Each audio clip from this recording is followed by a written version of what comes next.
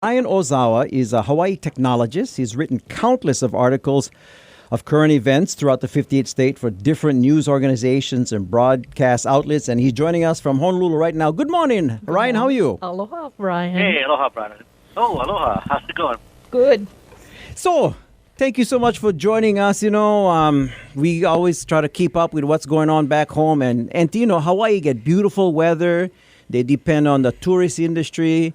Washington, we get ugly weather. We mostly depend on high tech, and our economy seems to be doing okay, but it appears Hawaii is really struggling. Ryan, how bad is it right now back home, you guys' economy? Well, first of all, as far as the weather is concerned, it's freezing over here. We're 5 degrees.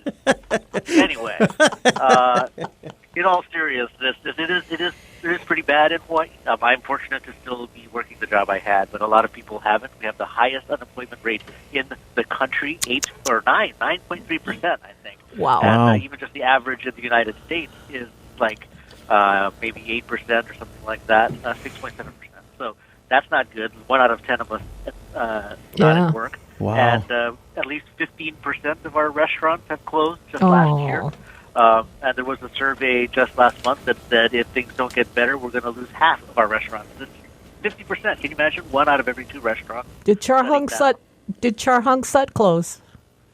No, they're a perennial favorite. There's still lines outside the door, okay. but now the line goes. That's a relief.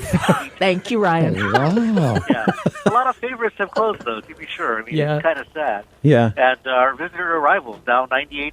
I mean, we used to get 35,000 people a day. Now we were looking at maybe 500 a day at the worst of it.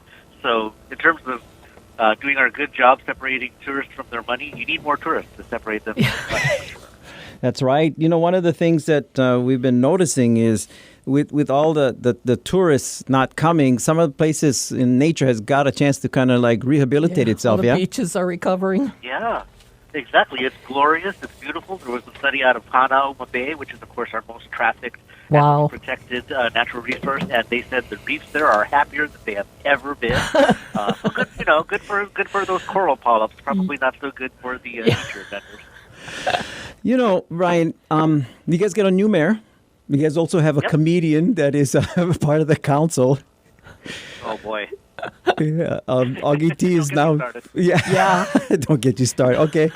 But the question I have is, he's the new mayor is Rick Blangiardi, and looks like you guys have been really kind of have really taken almost a real hard kind of approach to the COVID-19 pandemic, where, you guys have restricted the ability to go out and do things, but now you guys have different tiers, that you guys trying to follow. And if you move a little higher on a tier, get more freedom. Where are you guys now, and what do you see a chance of moving up? Well, I got to say, Mayor Blangiardi has been pretty good about retaining some of the structure that was in place. There was maybe a thought or a hope, depending on your point of view, that he was just going to say, damn the torpedoes and open everything up. But we're still in the tier system. We're in tier number 2. That's if we have fewer than 100 new cases a day on Oahu or below 5% positivity rate, we get social gatherings with 5 people and things like that. But, of course, a lot of things are still closed. Gyms, nightclubs, not at all. So we're supposedly within a couple of weeks striking distance of Tier 3. So we're kind of excited about that. That would get us to 10 people at social gatherings, slightly bigger groups. Restaurants would be at businesses and restaurants at full capacity and things like that. So the problem is we have the UK variant, which just showed up a couple of days ago, and Super Bowl Sunday tomorrow. So I'm not sure if those numbers are going to stay as low as they have. Yeah, and Hawaii is big sports location. We love our sports in Hawaii, and have there been any warnings put out about the Super Bowl? Oh, totally. There are national warnings put out about the Super Bowl, and for the most part, I've definitely not gotten seen the number of invites to big giant backyard parties as I used to. So we'll keep our fingers crossed. We're talking with Ryan Ozawa. He's a technologist. He's written many articles about current events throughout Hawaii. He's also appeared on different news organizations and broadcast outlets. One of the things that we're kind of, you've been hearing a lot of talk that there's light at the end of the pandemic tunnel, and that is because of vaccines. In Washington, we have, I guess you could say, rationing going on right now. If you have a big family, they call them 3-generational family. You can have you can get a vaccine shot. And we get plenty Pacific Islander families here, so we're trying to encourage them to go out, get grandmothers along with grandkids in a family and all that. We know how Hawaii is with that. How are you guys looking at you guys' vaccine rollout? Well, that's really interesting to hear. I mean, I think that's one of the great ways to break it down. Every state has a different way of prioritizing. I think that multi-generation households or South Pacific or Pacific Islanders would be great because they're disproportionately affected. But Hawaii is kind of following most of the mainland model, healthcare personnel, long-term care facility residents, essential workers, frontline workers, first responders, and I think you have to be 75 or older otherwise. So as far as the vaccine rollout, it could be going better, but it could be going a lot worse from what we've seen on the news. At least the mismatch where some places have long lines and not enough, and some places open their doors and nobody shows up. It's not quite that bad here. Mm-hmm. We had a couple of mass vaccination events, so I think the latest numbers was Hawaii has seen 120,000 people vaccinated so far, maybe 8% of the population, which is, again, not bad. I guess they got to have a max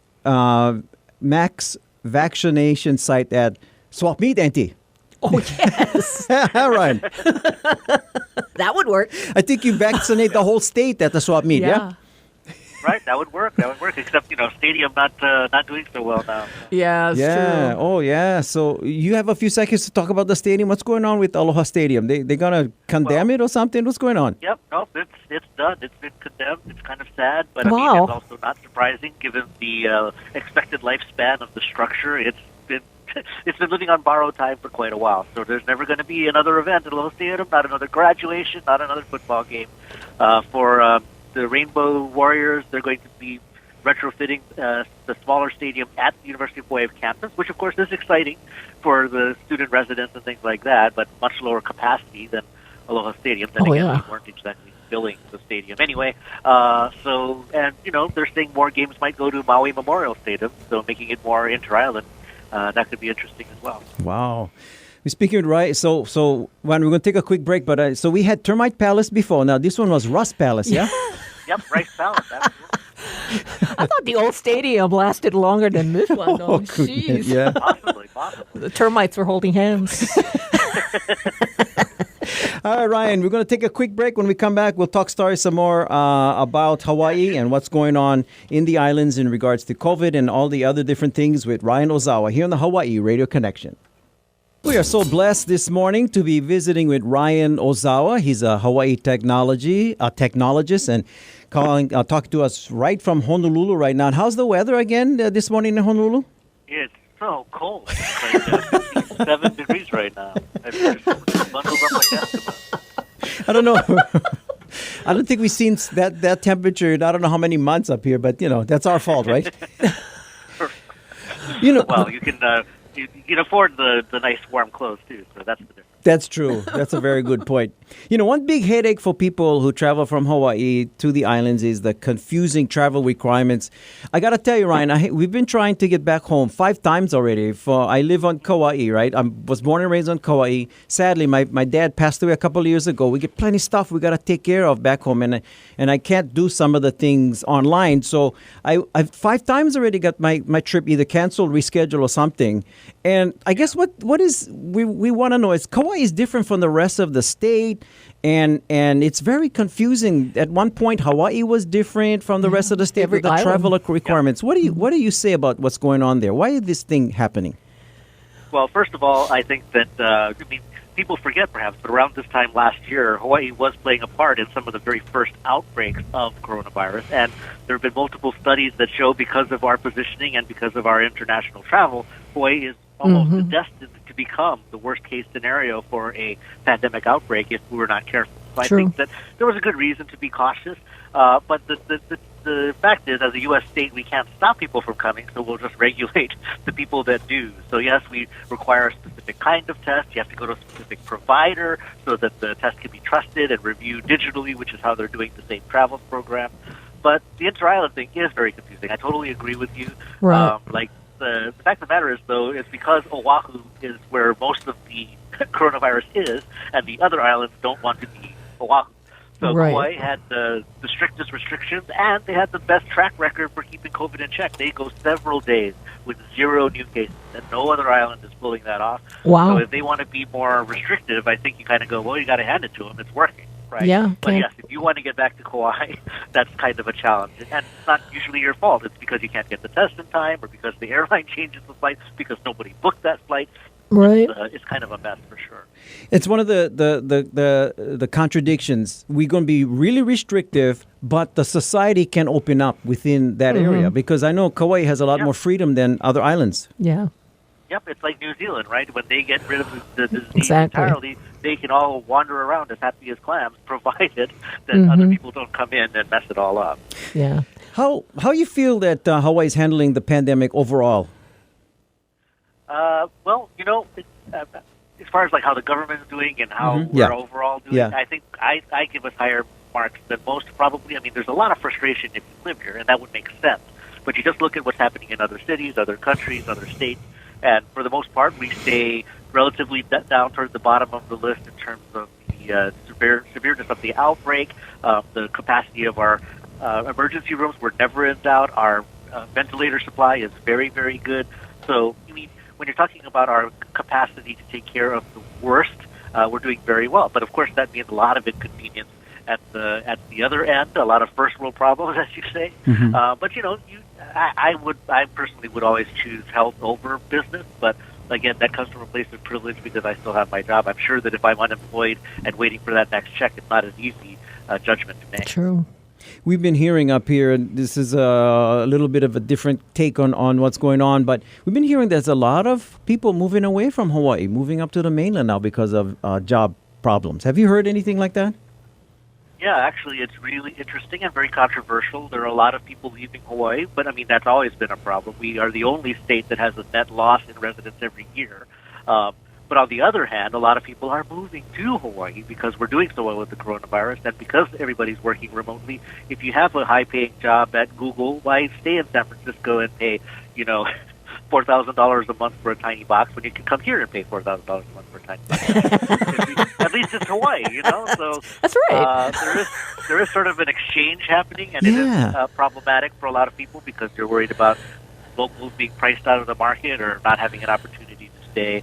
I think that basically these are problems that always existed that are exacerbated by this situation. Sure. Oh, Ryan, thank you so much for sharing your mana'o with us. We really appreciate it. Is there anything else we need to know if we head back home to Hawaii? Is there something that we should be aware of? Well, just keep visiting that Safe Travels website. They do update it regularly, and it is complicated. Not as complicated as moving here with a dog, but coming here as a person is still a little tricky. Ryan Ozawa, and how can people follow you, see things that you are letting us be blessed with, some of the writings that you're doing or musings that you have? Hey, pretty easy. My username is Hawaii. So you can find me on Instagram, Twitter, YouTube, LinkedIn, everywhere as Hawaii. Wow. Ryan, thank you so much for joining us this morning. We really appreciate it. My pleasure. Mahalo. Mahalo, and Ryan. warm up a little bit, okay, brother? All right. Thank you so much, Ryan. Mahalo. We talk to you again. All right. Bye-bye. Yep.